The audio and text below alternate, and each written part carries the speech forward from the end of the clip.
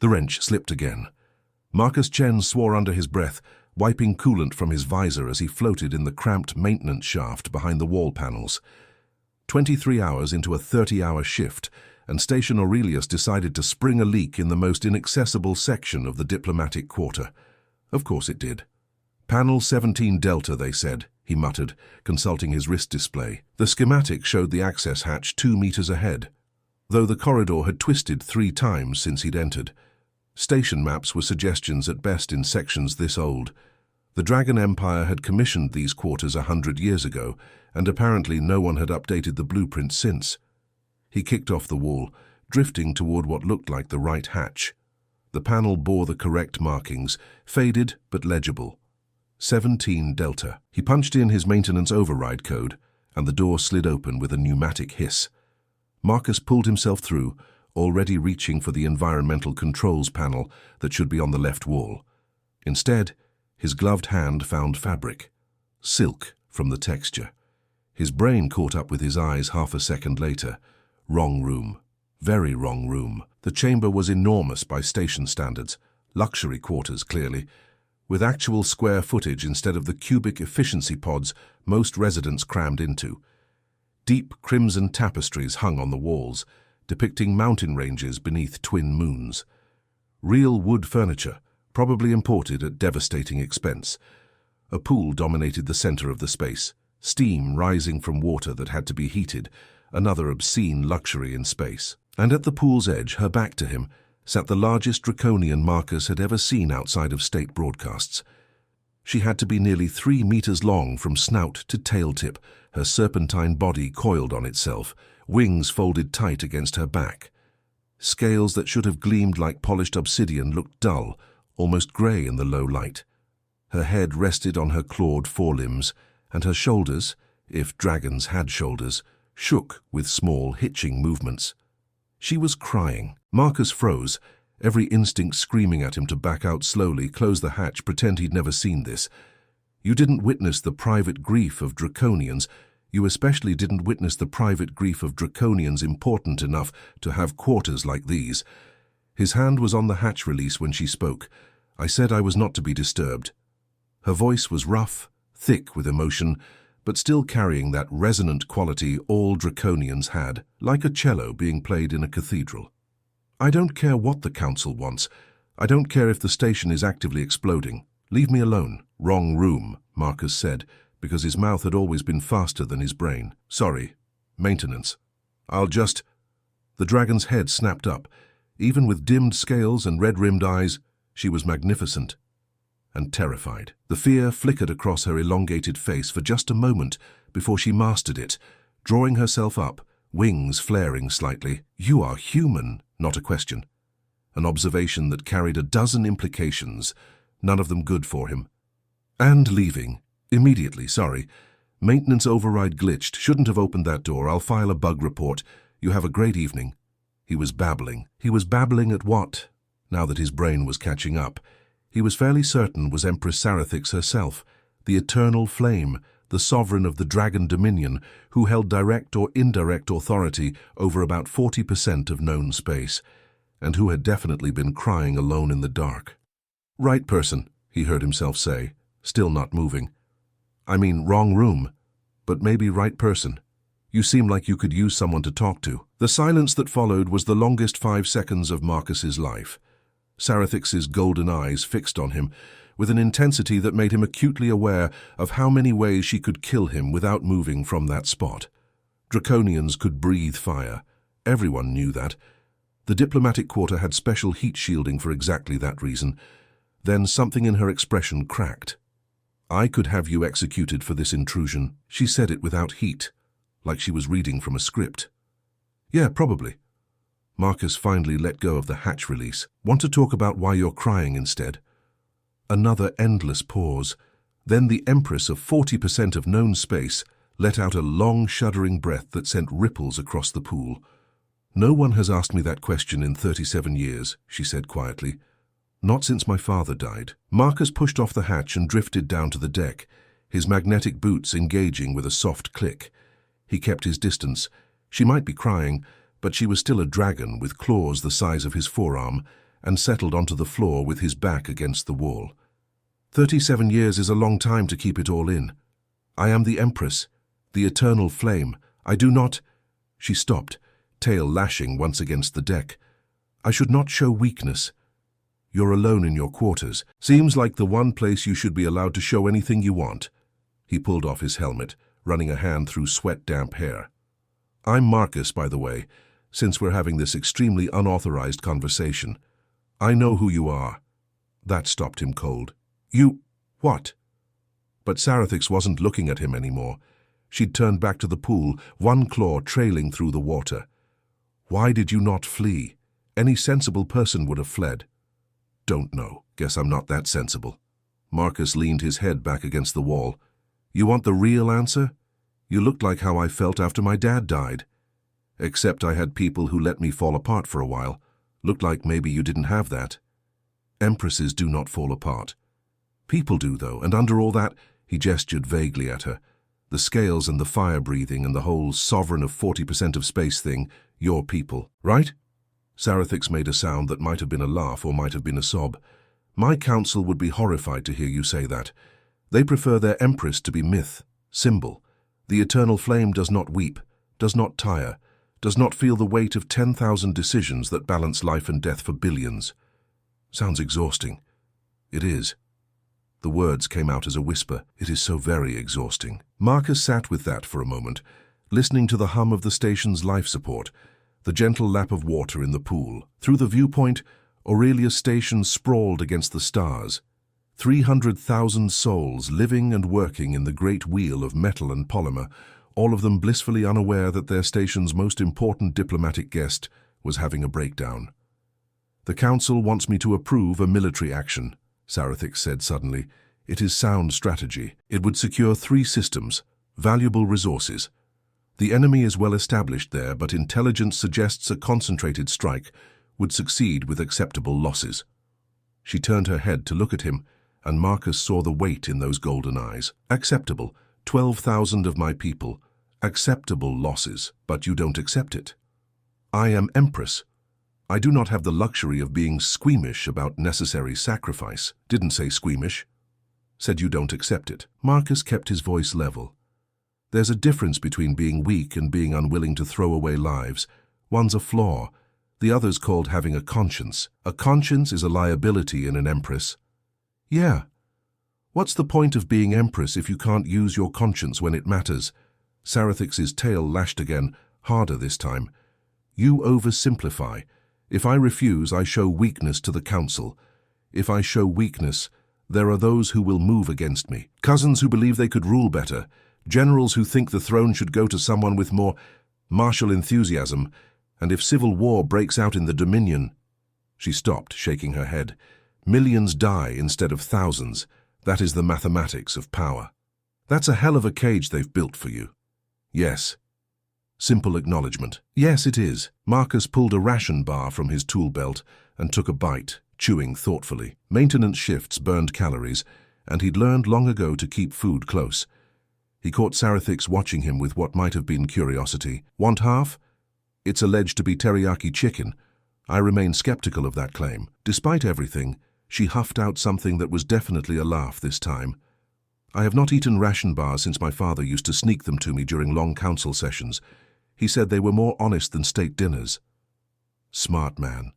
He was. Her eyes went distant. He understood what the throne cost. He tried to prepare me for it. I thought I was ready. I was not. How old were you? 87. Young for our kind, but he was dying. The wasting sickness. It gave us time to say goodbye, at least.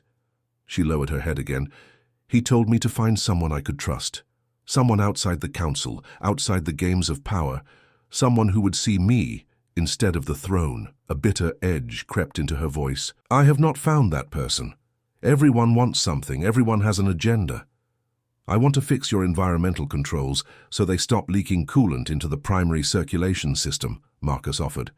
That's pretty much my whole agenda. This time her laugh was real, startled and genuine. You are a very strange human, Marcus Chen. Yeah, I get that a lot. He took another bite of the questionable ration bar. Can I ask you something?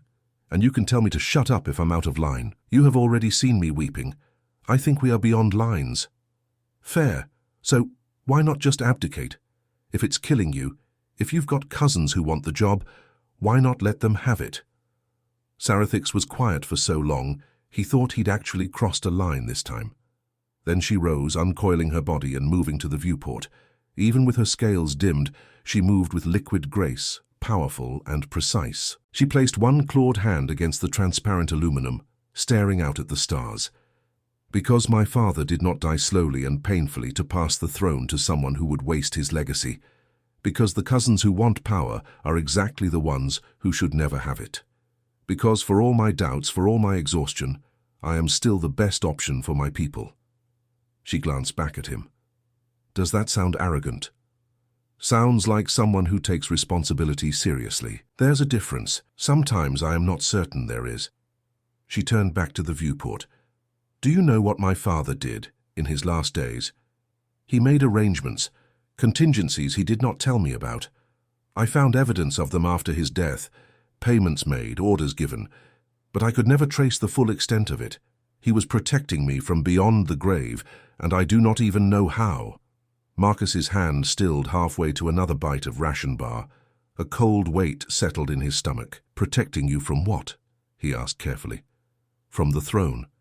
From those who would see me fail. She traced a claw down the viewport, leaving no mark on the hardened surface. From myself, perhaps. He knew I would need help, that I would try to bear it all alone and break under the weight. So he did something, set something in motion.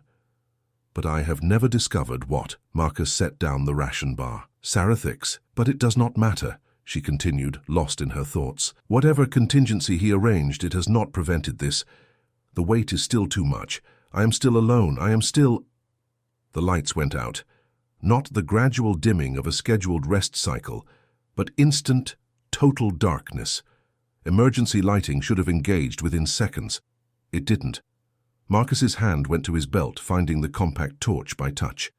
He thumbed it on, the beam cutting through the darkness to find Sarathix already moving, her body low to the ground, wings slightly spread, combat stance. Is this a station malfunction? Her voice had changed, all grief burned away by sharp alertness.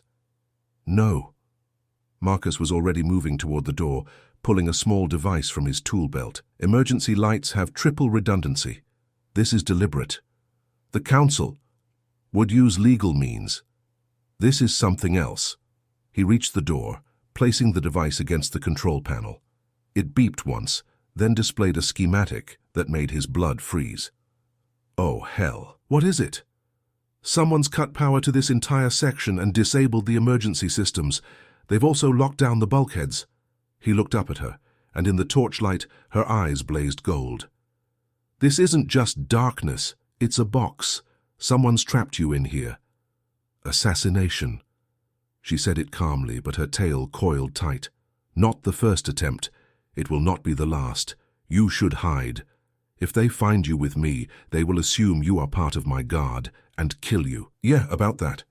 Marcus pulled off his tool belt, and the magnetic seals holding it together came apart in a familiar pattern.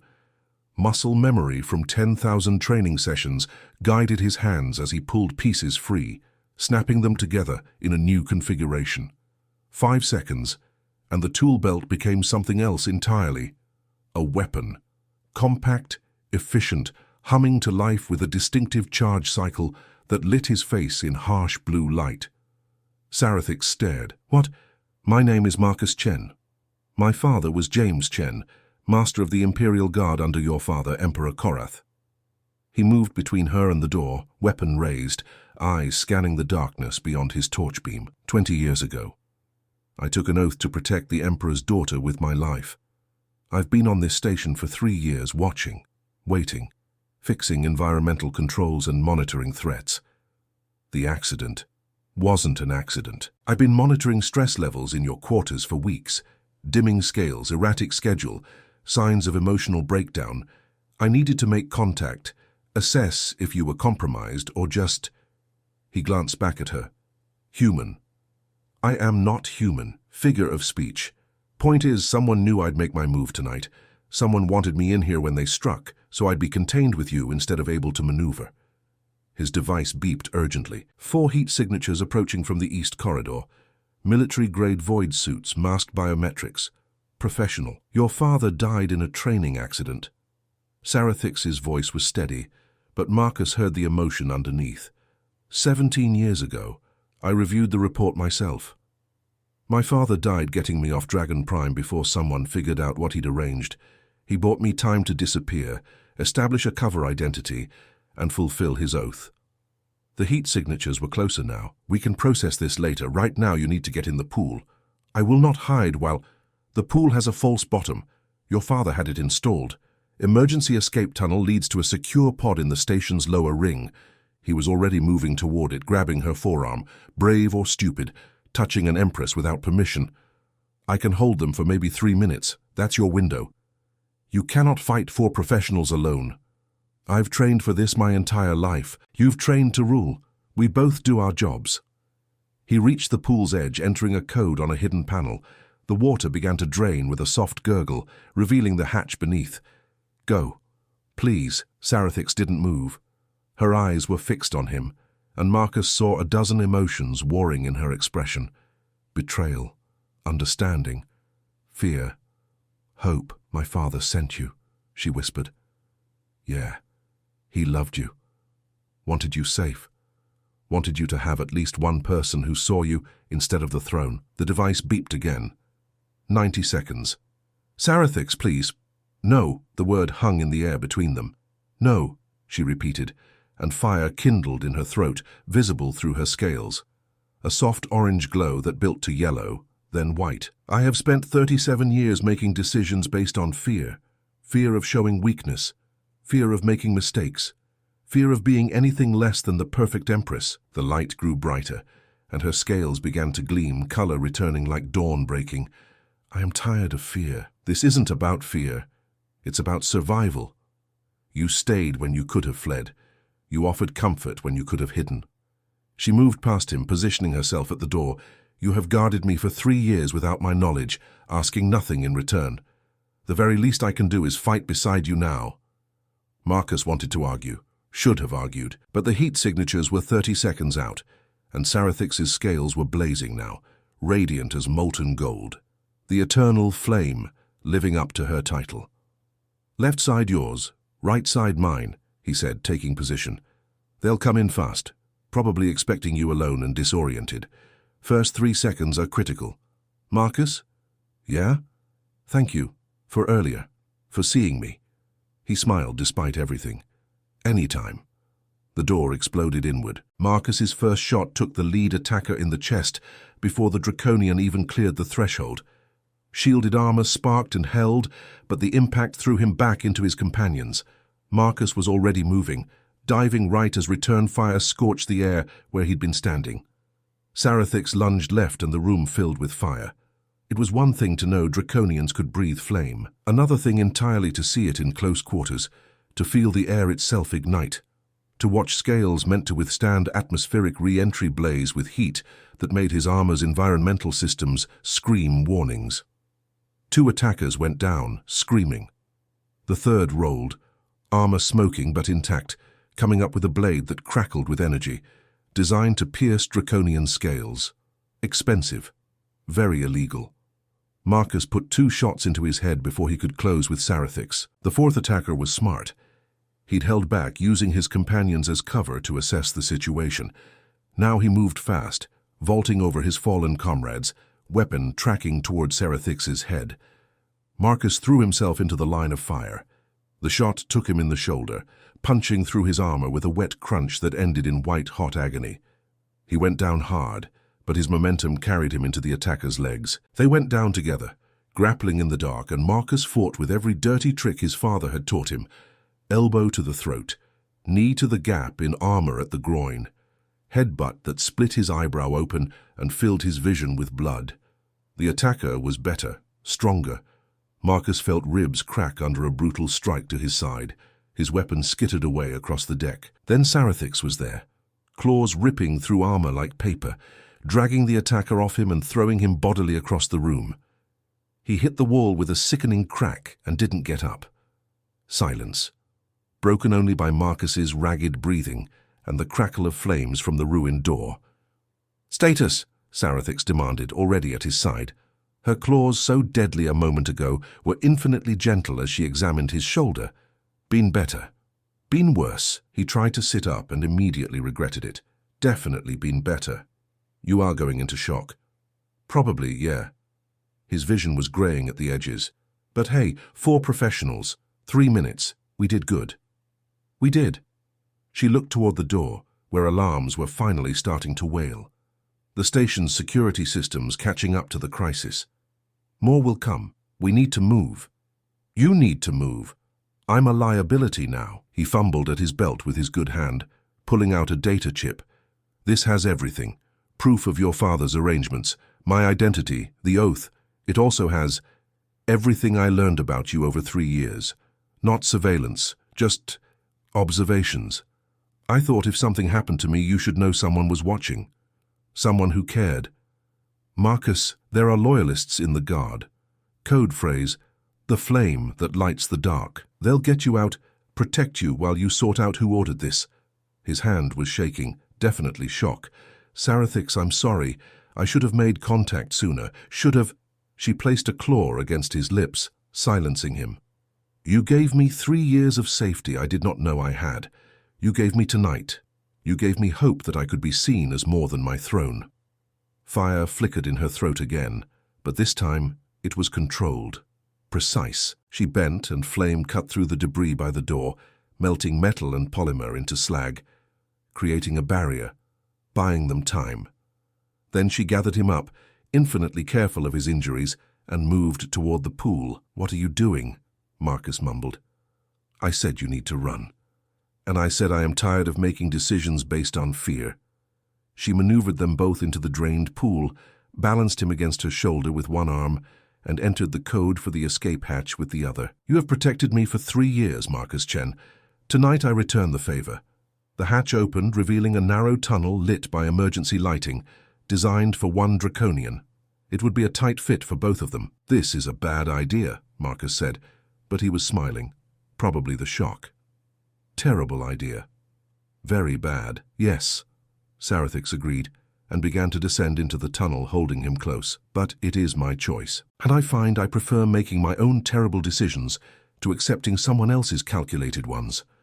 Behind them, the makeshift barrier began to give way. Voices shouted, more attackers, or station security, or both.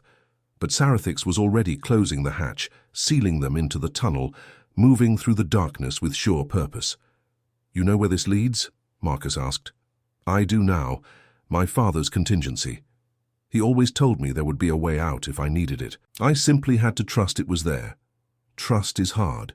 "Yes." She navigated a tight corner, her scales scraping against metal. "But perhaps less hard when you have evidence that someone has been trustworthy all along."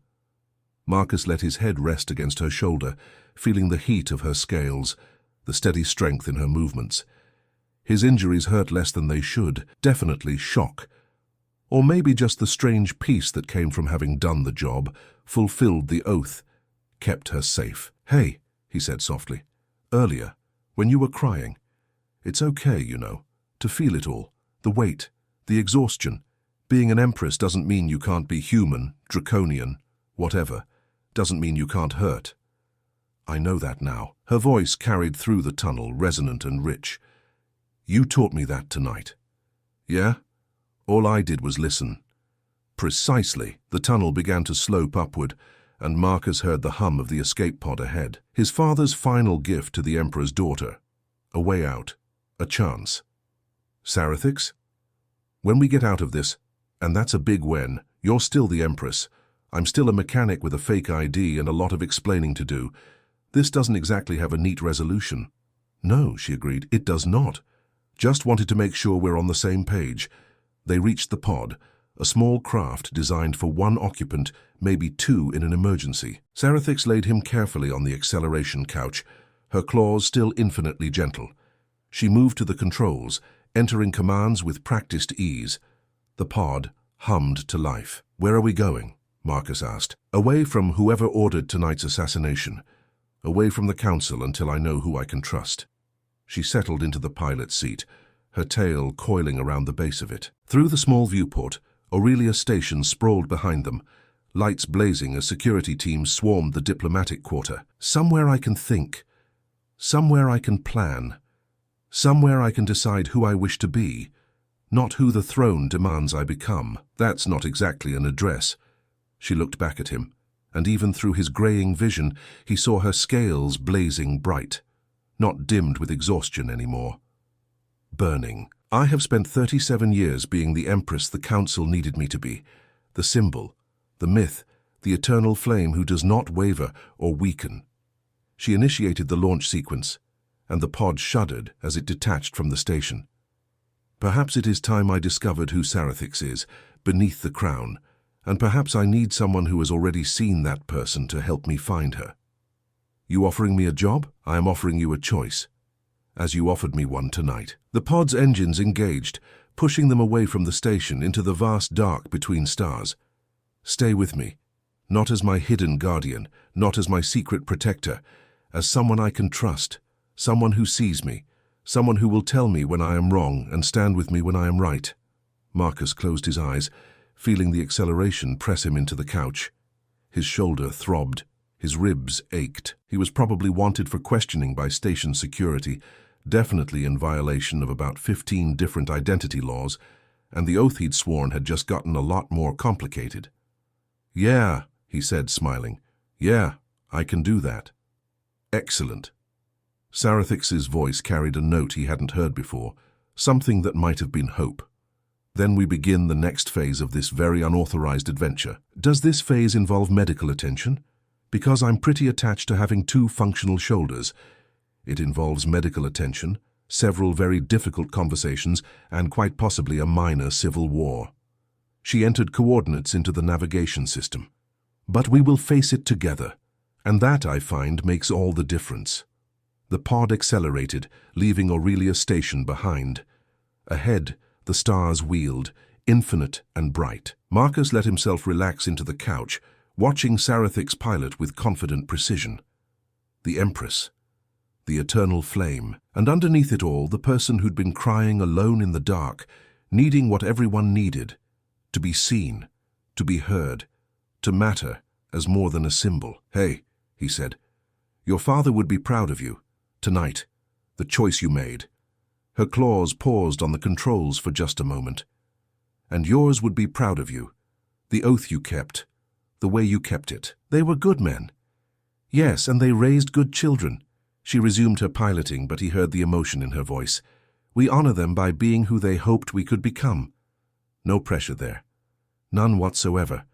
And that was definitely amusement in her tone now. Marcus let his eyes drift closed. The pod hummed around them, medical systems already starting to assess and treat his injuries. Auto-stabilization. His father had thought of everything. Or maybe Sarathix's father had. 2 old friends, making contingencies for their children. Building a safety net neither of them knew existed until tonight. "Marcus." "Thank you. For the wrong room, for staying, for all of it." "Right person," he murmured, already halfway to unconsciousness. "That's what I said, right person." "Yes," Sarathix whispered to the stars ahead. "Yes, you were." 3 weeks later, Marcus stood in a garden that shouldn't exist. They were somewhere in the outer reaches, in a station whose name he'd been politely asked not to memorize. A way station of sorts, maintained by what Sarathix called old loyalists, people who'd served her father and owed allegiance to his daughter before they owed it to the council. The garden was their work, a full acre of growing things under engineered sunlight, with real dirt and real trees and flowers that shouldn't survive in space, but did anyway. It smelled alive in a way station recycled air never managed. His shoulder still ached. The medical pod had done good work, but some injuries needed time. The ribs were better. Everything else was just bruising and scars that would fade.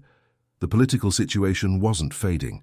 If anything, it was getting more complicated. "You're brooding," Sarathix said, emerging from behind a flowering tree that looked vaguely like cherry blossoms, but probably wasn't. "You get a particular expression when you brood.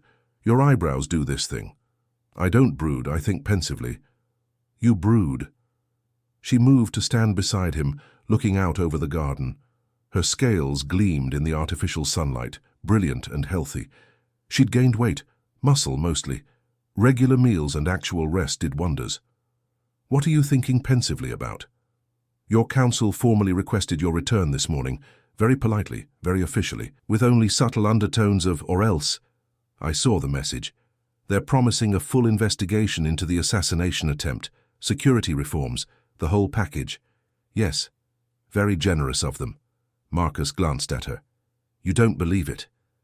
"I believe they want me back under their control. Whether that control comes with improved security or just better oversight of my movements remains to be seen." She plucked a flower from the tree, studying it. "4 of my cousins have expressed concern about my absence. 2 have suggested that if I am unable to fulfill my duties, perhaps a Regency Council would be appropriate." "A Regency Council you wouldn't be on?" "Precisely."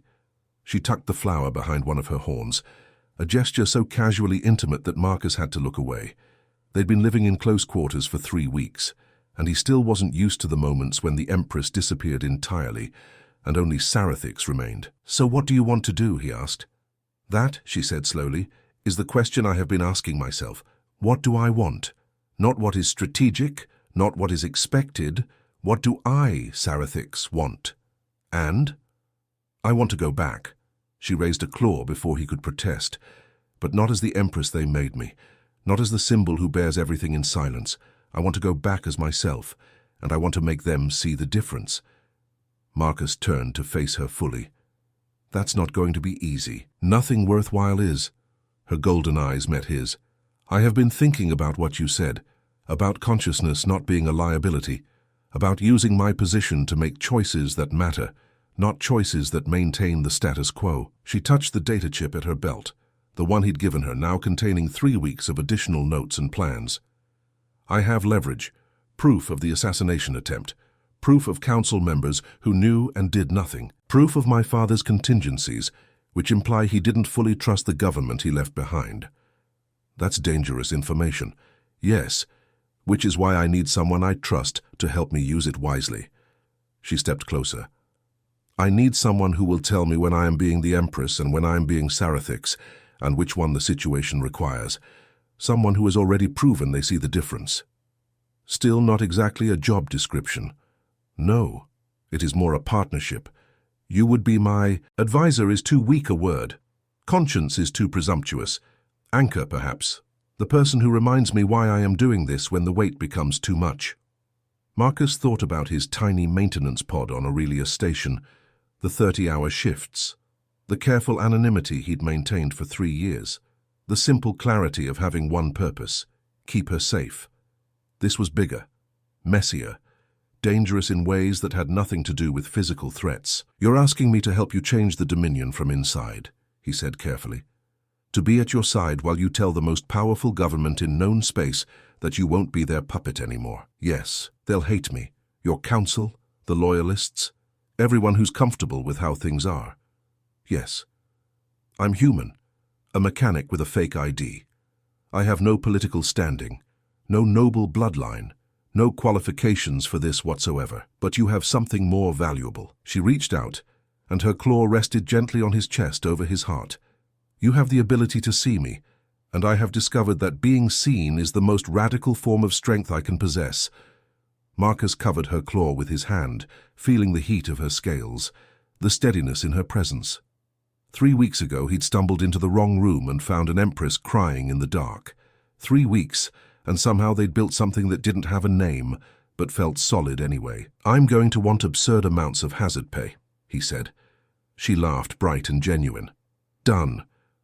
And my own quarters, with a real bed, possibly 2 beds, because I don't know the sleeping logistics of a multi-species partnership. We will determine logistics as needed. And I'm going to be terrible at court politics, just warning you now. I have tutors, and 37 years of experience. We will manage." He squeezed her claw gently. "When do we leave?" "Tomorrow. I have sent word to loyalists in the guard. They will secure our arrival. After that," she shrugged, wings rustling. "After that, we find out if an Empress can truly rule on her own terms. And if it goes badly, Then we escape through whatever contingency tunnel my father inevitably installed in the palace.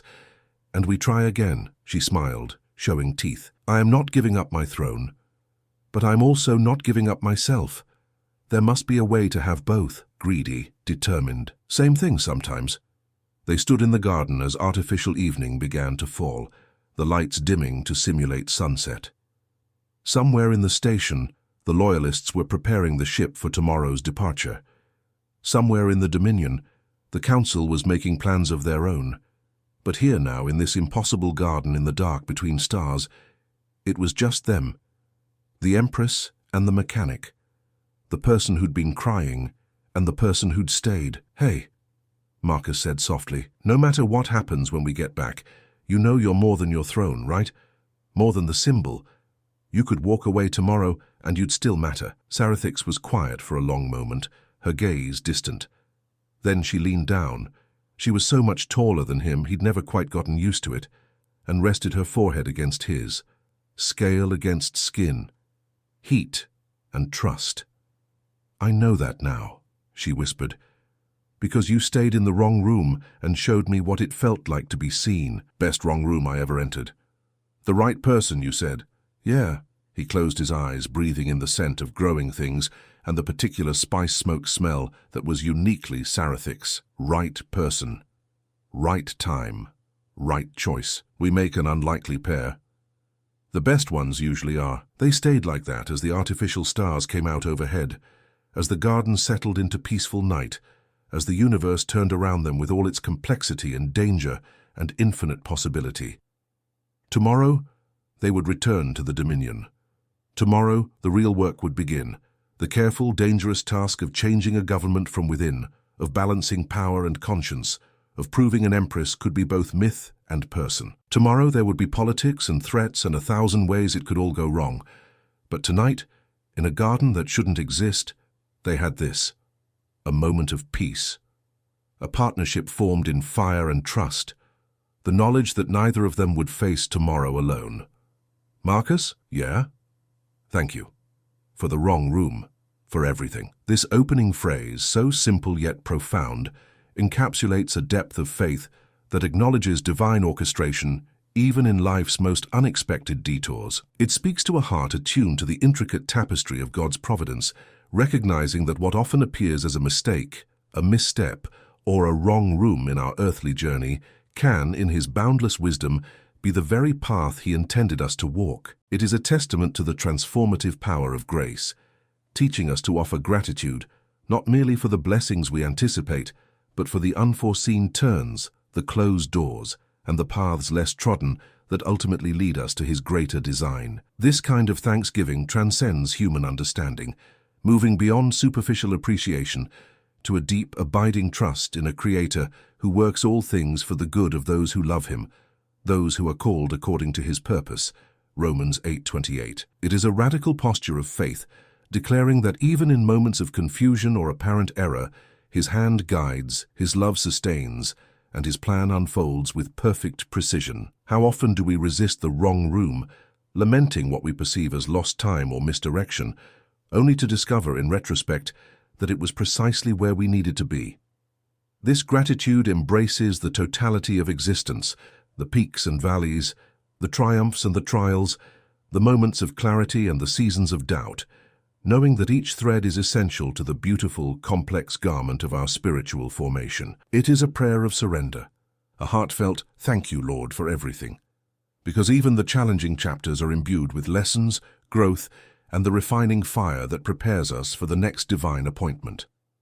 We learn to see God's fingerprints not just in the triumphs, but in the detours, the perceived failures and the paths we might have initially deemed incorrect. It is in these moments of leaning into His sovereign will, despite our limited earthly perspective, that true peace and profound spiritual insight are often found. To give thanks for everything is to acknowledge His complete sovereignty, His unfailing goodness, and His meticulous care over every single detail of our lives, transforming what appears to be a flaw into a foundational stone for our journey ahead. It is a recognition that every experience, every encounter, every seeming wrong turn is, in His divine economy, precisely the right step towards our ultimate fulfillment in Him. He smiled against her scales. anytime. That's what the right person is for. This exchange speaks volumes about the divine design for companionship and connection. It's a gentle affirmation of selfless presence, a sacred promise whispered in a moment of profound recognition. The right person, in God's perfect timing and wisdom, is a gift from above, sent to walk alongside us to offer comfort, support, and understanding. This isn't merely about romantic love, but about any divinely appointed relationship. A friend, a mentor, a spiritual guide, a partner in ministry, a companion in life's pilgrimage. Scripture teaches us that it is not good for man to be alone, Genesis 2:18, for we are created for fellowship, both with God and with one another. The right person is a manifestation of God's care, someone who reflects His grace back to us, who champions our spirit, and whose presence feels like a divinely ordered alignment. They are the ones who show up in unexpected places, in wrong rooms, and turn moments of confusion into clarity, offering a steadfast presence that reassures us of God's constant provision. Their availability, their willingness to be there any time, mirrors Christ's own unwavering presence and support for us, His church.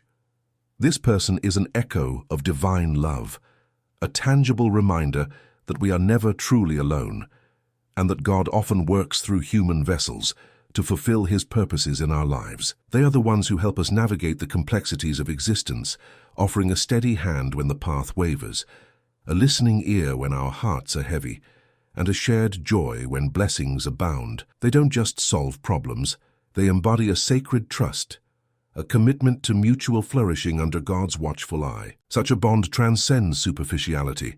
It's forged in the fire of shared experience, anchored by faith and strengthened by an understanding that their connection is part of a larger, holy design. It is a testament to the Lord's abundant grace that He blesses us with individuals whose very existence helps illuminate our own path, confirming that in His grand tapestry, no thread is without purpose and no relationship is without potential for divine impact. These are the relationships that reflect the very heart of God, who Himself is always present, always available, always the right one for us, in every season and every room of life.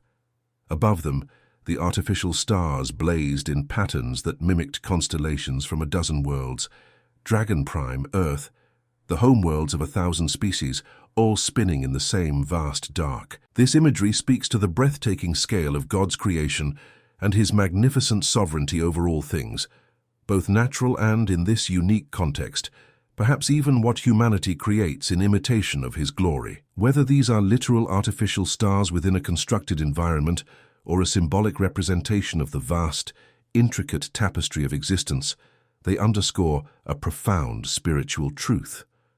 God's dominion extends across every conceivable realm, every galaxy, every homeworld, and every created being. Just as the psalmist declared, "The heavens declare the glory of God, the skies proclaim the work of His hands," Psalm 19:1, so too do these artificial stars point to an ultimate creator whose design transcends even our most sophisticated imitations.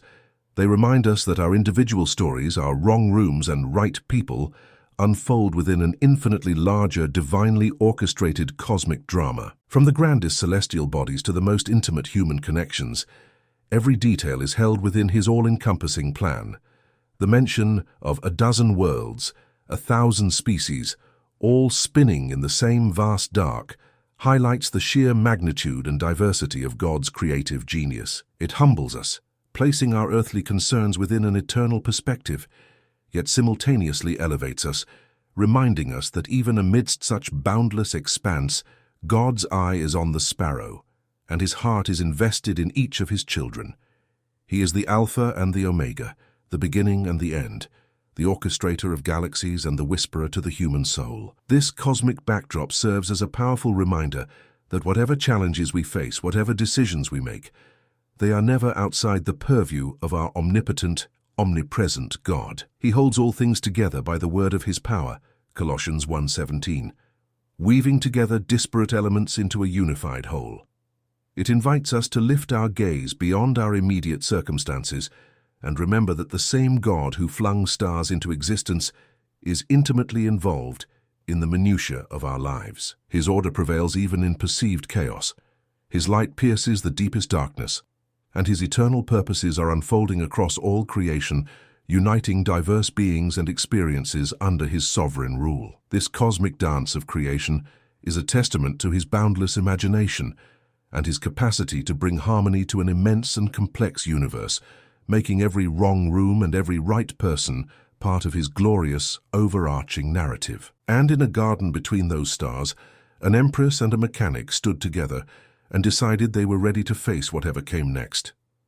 This scene is rich with spiritual symbolism. The garden between those stars evokes images of Eden, a place of pristine creation, divine encounter, and the genesis of new beginnings. It is a sanctuary, a sacred space where divine appointments are realized and life-altering decisions are made. Here, within this hallowed ground, social distinctions melt away, as an empress and a mechanic stand united, their differing stations rendered irrelevant in the face of a shared, divinely inspired purpose. This beautifully illustrates the transformative power of Christ, who breaks down every wall of division, social, ethnic, economic, making all one in him. Galatians 3:28. It speaks to the unity found in common faith and purpose, reminding us that in God's eyes titles and worldly status pale in comparison to the heart's alignment with his will. Their decision to face whatever came next signifies a profound act of faith and surrender. It is a moment of communal commitment, not just to each other, but to the journey God has laid before them, however uncertain it may appear. This readiness is born not of naive optimism, but of a deep-seated trust in the one who holds the future. It mirrors the faithful posture of Abraham, who left his homeland without knowing where he was going, simply trusting in God's call. Hebrews 11:8. It reflects the disciples who abandoned their nets to follow Christ, uncertain of the path but confident in their leader. This decision is an act of spiritual courage, a willingness to step into the unknown hand in hand, bolstered by the knowledge that their union is divinely blessed and purposed. It's a covenantal moment, akin to making a solemn promise before God, acknowledging that their individual paths have converged for a reason, and that their combined strength, guided by divine wisdom, will equip them for any trial or triumph that lies ahead. In this garden of decision, their differences become their complementary strengths. Their pasts converge into a shared future, and their individual wills merge into a collective yes to God's unfolding plan. They stand not just as two individuals, but as a new entity, ready to embark on a sacred quest, their hearts aligned with the divine rhythm of creation itself. Their readiness is a testament to the power of alignment, where human will submits to divine intention, allowing for a future filled with purpose and hope, knowing that the Lord himself goes before you and will be with you. He will never leave you nor forsake you. Deuteronomy 31:8. This moment in the garden is a microcosm of every believer's journey, discerning God's will, finding divine companionship, and bravely stepping into the future, secure in his unchanging love and guidance. Wrong room, right person. Sometimes that was all you needed. This concluding reflection distills profound spiritual truth into a simple, memorable mantra.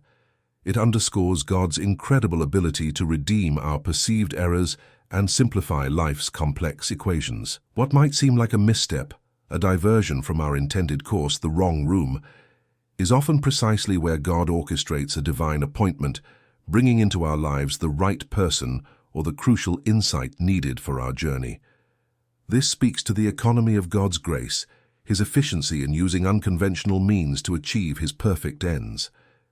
It is a powerful affirmation that God is not limited by our mistakes, our plans, or our human shortcomings. Instead, he masterfully weaves them into his tapestry, transforming what we consider to be wrong into a pivotal catalyst for right.